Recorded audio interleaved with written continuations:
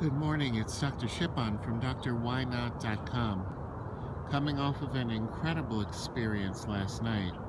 I was on Anchor Radio, and if you don't know what that is, it is a free app available for your mobile device that will allow you to host your own radio program. It will allow you to record any 2-minute topic you want or recording you want on anything. You could be talking about news, politics. There are lots of comedians on there, which makes it great fun. But you could also record music if you want, right from your telephone for 2 minutes, and then everybody who replies gets a chance to record replies in 1-minute segments, and it's awesome fun. And one of the great things about it is everybody on the community is so supportive because they're using the power of their own voice. Last night, I had the opportunity to fool around on my ukulele and sing some things back and forth with a voice coach and organic aromatherapist named Jana Szabo from the Pacific Northwest, and she was awesome. Had so much fun just talking back and forth with her and actually singing back and forth with her. And I thought, wow, why don't we do this as a society more often? You know, human communication has its origins in music. We're pretty sure that the musical parts of the brain are more ancient than the spoken language parts of the brain. They are tied together, but we're fairly certain that spoken language has its origins in musical language.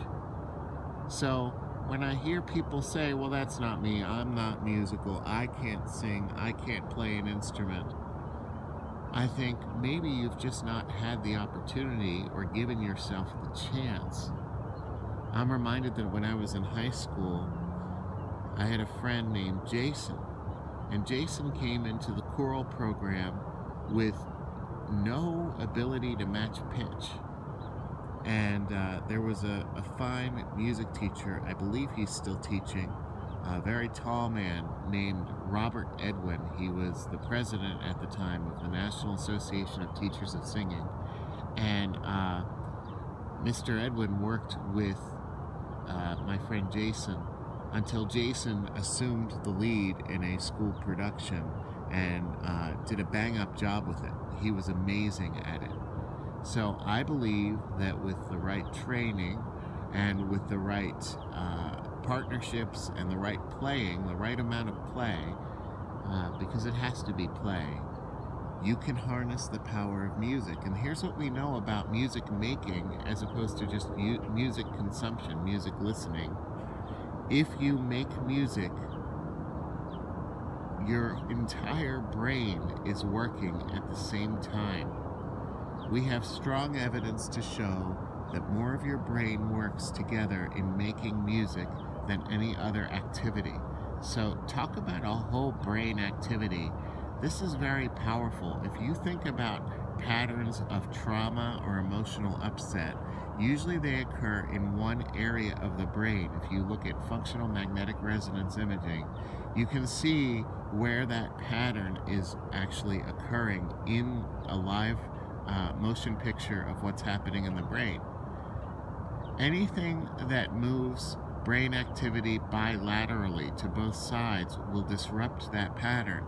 And that's why certain therapies like eye movement desensitization and reprocessing, or eye movement integration therapy, or acupoint tapping, such as the emotional freedom technique, work to resolve trauma so quickly because it turns the once lateralized traumatic brain activity into a more whole brain activity. Well, it turns out music can do exactly the same thing. So if you're saying to yourself or anybody else, I'm not a musical person, check your premises and go have some fun with music. Make music, and you will see that you will have the kind of fun that I had last night, but also that it will free up your emotions and you will break through old emotional patterns that you do not need. This is Dr. Shipon with drwhynot.com, wishing you an amazing and musical day, and thanking Jana, Szabo, and others, Sage Logan on Anchor, for being incredible, inspirational, musical people who have gotten me back in the pattern of making music a daily part of my life. God bless. Have a great week.